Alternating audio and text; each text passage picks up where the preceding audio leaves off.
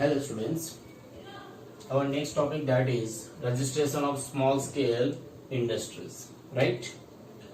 now जो भी entrepreneur है, जो बिजनेस स्टार्टअप करने वाला है, राइट ना, तो उसके अंदर जो वर्कर्स होंगे, अगर मोर देन 10 वर्कर्स होंगे, then definitely that entrepreneur register that small scale industries, right?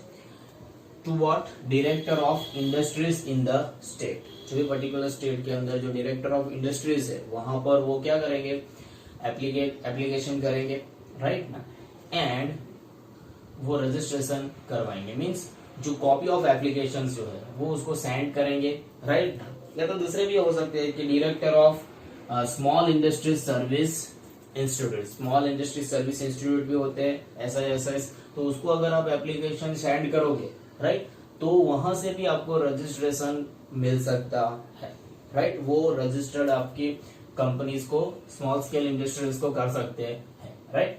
फिर आप लोग जैसे रजिस्ट्रेशन करने के लिए भेजोगे इन्फॉर्मेशन, तो वहां पर जो ये डायरेक्टर ऑफ इंडस्ट्रीज है या तो स्मॉल इंडस्ट्री सर्विस इंस्टीट्यूट जो भी है, राइट ना, दे आर चेकिंग कि ये जो स्मॉल स्केल इंडस्ट्रीज है, राइट ना, उसको कौन से हम लोग असिस्टेंस दे सकते हैं।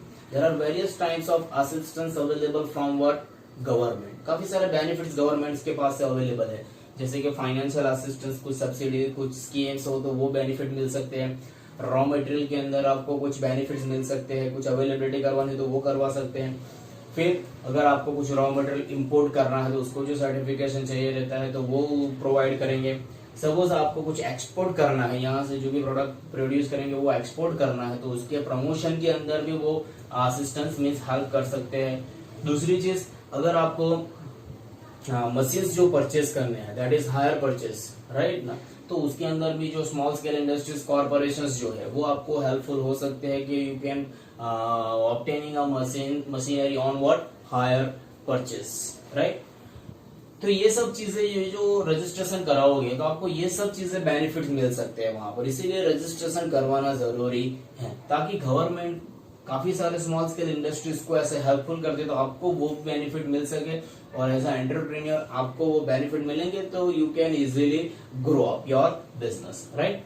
और ये जो रजिस्ट्रेशन कराओगे तो उससे आपका रजिस्ट्रेशन नंबर जनरेट होगा, और वो नंबर आप लोग फिर जब भी कुछ इंपोर्ट करते हो, कुछ एक्सपोर्ट करते हो, राइट ना, ऐसे सिचुएशंस में आपको वो रजिस्ट्रेशन नंबर क्या रहता है, स्पेसिफाइड करना रहता है, ताकि आप लोग उसके बेसिस पर वो इंपोर्ट एक्सपोर्ट कर सकते हैं, राइट।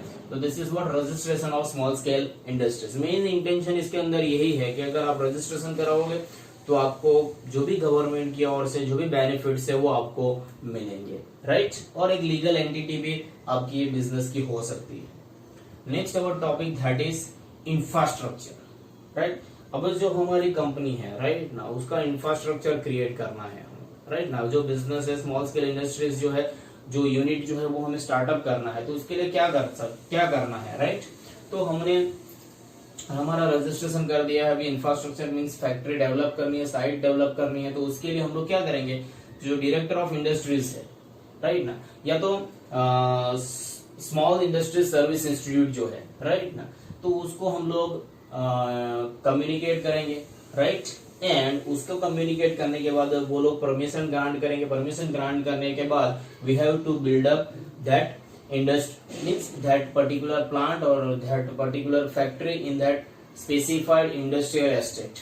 मीन्स गवर्नमेंट ने कुछ एरिया स्पेसिफाइड किया रहता है कि हाँ, इसके अंदर आप कंपनी एस्टेब्लिश कर सकते हो, तो वहीं पर हम लोग कंपनी एस्टेब्लिश करेंगे। तो वो परमिशन ग्रांट करने के बाद हम लोग हमारा जो भी इंडस्ट्रियल एस्टेट होगा उसके अंदर जो साइट हमने ली है उसको डेवलप कर सकते हैं।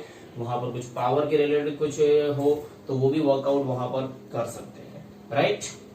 नेक्स्ट, ये होने के बाद आपको मीन्स वो तो परमिशन ग्रांट कर देंगे director of industries as well as वो स्मॉल इंडस्ट्री सर्विस इंस्टीट्यूट। उसके बाद आपको जो उस पर्टिकुलर एरिया के, ये पर्टिकुलर स्टेट के होंगे यहाँ पर, राइट ना, बट उस पर्टिकुलर स्टेट के अंदर भी जो आपकी साइट है जिस प्लेस पर, वहां की जो म्यूनिसिपैलिटी या तो कुछ पंचायत हो, तो from that also we have to take NOC, that is no objection certificate from that municipality और पंचायत जो लोकल एरिया में होगा, तो राइट ना, ताकि कोई ऑब्जेक्शन ना होगा तो फिर आप लोग वहां पर स्टार्टअप कर सकते हैं, right. Next thing that is mechanics of putting up new factory in greater Mumbai, right. अगर आपको कोई न्यू फैक्ट्री स्टार्टअप करना है, राइट ना, तो उसके लिए कौन से आपको एक्शंस मींस कौन से एक्टिविटीज परफॉर्म करनी पड़ेगी, राइट ना। उसके लिए यहाँ पर एक एग्जांपल के फॉर्म के अंदर एक मुंबई का दिया हुआ है, राइट, कैसे करना है वो। तो first you have to apply to industries commissioner, right. जो भी इंडस्ट्रियल कमिश्नर होगा वहां पर, राइट ना, उसको एप्लीकेशन देनी होगी for what, NOC, no, right. NOC के लिए means no other claim, right ना, नो ऑब्जेक्शन सर्टिफिकेट ऐसा भी कह सकते हैं, राइट। तो नो ऑब्जेक्शन सर्टिफिकेट के लिए हम लोग अप्लाई करेंगे for to what, industrial commissioner. फिर वो अप्लाई करने के बाद, वो एनओसी आने के बाद अप्लाई फैक्ट्री फॉर्म ए, राइट। फिर आप लोग अप्लाई करोगे फैक्ट्री फॉर्म ए के लिए, राइट। और वो आपको वहां पर जो पर्टिकुलर प्लेस होगी, जो पर्टिकुलर स्टेट है, राइट ना, वहां पर बीएमसी थी, महाराष्ट्र है, राइट ना, तो वहां से जो वर्ड इंजीनियर होगा वहां से आपको उसको अप्लाई करना होगा कि you may get what, form A, right. फिर ये फॉर्म ए मिलने के बाद उसको क्लैरिफिकेशन एंड उसको प्रॉपर फिलअप करके आपको उसको क्या करना है, सबमिट करना है फॉर्म ए, राइट। उसको प्रॉपरली देख के फिर स्टडी करके उसको क्लैरिफिकेशन सबमिशन करना है फॉर्म ए का, राइट। फिर उसके बाद जो स्टेप है दैट इज सब इंजीनियर इंस्पेक्ट प्रीमाइसिस, मींस जो सब इंजीनियर होगा वो क्या करेगा, जो भी प्रीमाइसिस है उसका इंस्पेक्शन करेगा। फिर वो इंस्पेक्शन के बेसिस पर submit form number 2, form number 2 वो सबमिट करेगा टू हिज असिस्टेंट इंजीनियर, उसका जो असिस्टेंट इंजीनियर होगा उसको वो सबमिट करेगा फॉर्म नंबर 2। फिर नेक्स्ट स्टेप दैट इज वो असिस्टेंट इंजीनियर, राइट, वो फॉर्म जो दिया होगा उसके बेसिस पर उसको स्क्रूटिनाइज करेगा, उसको कंफर्म करेगा कि हाँ चलो ये कंफर्म है, ये जोन में ये लोग फैक्ट्री एस्टेब्लिश कर सकते हैं, राइट। फिर एप्लीकेशन फॉर्म नंबर 3, राइट, वो क्या प्रोवाइड करेगा, फॉर्म नंबर 3। अगर नो ऑब्जेक्शन होगा तो, अगर ऑब्जेक्शन होगा तो assistant engineer provide what, form number 4, right. अगर नो ऑब्जेक्शन होगा तो फॉर्म नंबर 3, अगर ऑब्जेक्शन होगा तो फॉर्म नंबर 4 प्रोवाइड करेगा। फिर उसके बाद ये सब क्लैरिफिकेशन, ये स्टेप हो कवर होने के बाद, राइट, उन लोगों को फॉर्म बी रिसीव होगा, राइट। जो भी कंपनी है जिन लोगों ने अप्लाई किया उसको फॉर्म बी रिसीव होगा। फिर उसको प्रॉपरली फिल्ड करना है एज वेल एज उसको क्या करना है, सबमिट करना है, राइट। फिर वो फॉर्म भी सबमिट करने के बाद विद इन 21 डेज, राइट ना, submission of this form A as well as form B, right, assistant engineer issue the what, form number 6 as well as 5, form number 5 as well as form number 6। तो उसके अंदर सब details होगी कि हाँ अभी आप लोग स्टार्ट कर सकते हैं, वाटर फैसिलिटी अवेलेबल है, कर सकते हैं कंटिन्यू, पावर सप्लाई कंटिन्यू, दूसरी भी फैसिलिटीज है तो वो सब यहाँ पर अवेलेबिलिटी करवा सकते हैं आप लोग। प्रिपेयर मीन्स करने मतलब कंस्ट्रक्शन वर्क वो करवा सकते हैं, राइट। फिर आप लोगों को उसके बाद फॉर्म सी इश्यू किया जाएगा, राइट। फिर फॉर्म सी इश्यू करने के बाद तो आपके पास एक अच्छे से कहने का मतलब एक परमिशन ग्रांट हो जाएगी, राइट ना, कि आप लोग फिर क्या कर सकते हो कि जब चाहे तब प्रोडक्शन कर सकते हैं। ऐसा फॉर्म सी इश्यू करने के बाद आप लोग आपकी जो कंपनी होगी उसके अंदर क्या कर सकते हैं, प्रोडक्शन स्टार्टअप कर सकते हैं। तो this is what infrastructure create करने के लिए भी आपको ये काफी सारे स्टेप्स फॉलो करने पड़ेंगे। मीन्स एक्चुअली ये स्टेप्स इसीलिए है ताकि आप लोग लीगल एंटिटी के थ्रू उसको कर रहे हो ऐसा, राइट ना। जो भी कंस्ट्रक्शन वर्क है, जो भी आप लोगों ने इलेक्ट्रिसिटी है या तो जो भी वाटर सप्लाई है वो प्रॉपरली लीगल वे में आपने किया है, उसके लिए ये सब स्टेप्स फॉलो करने हैं ताकि इन फ्यूचर कोई प्रॉब्लम अराइज ना हो, राइट ना। किसी भी कंपनी को या तो यहाँ पर नियर प्लेस पर जो भी ह्यूमन बीइंग्स होंगे या तो जो भी नेचर है उसको कोई प्रॉब्लम अराइज ना हो, इसीलिए ये सब स्टेप्स फॉलो करने पड़ते हैं, ओके।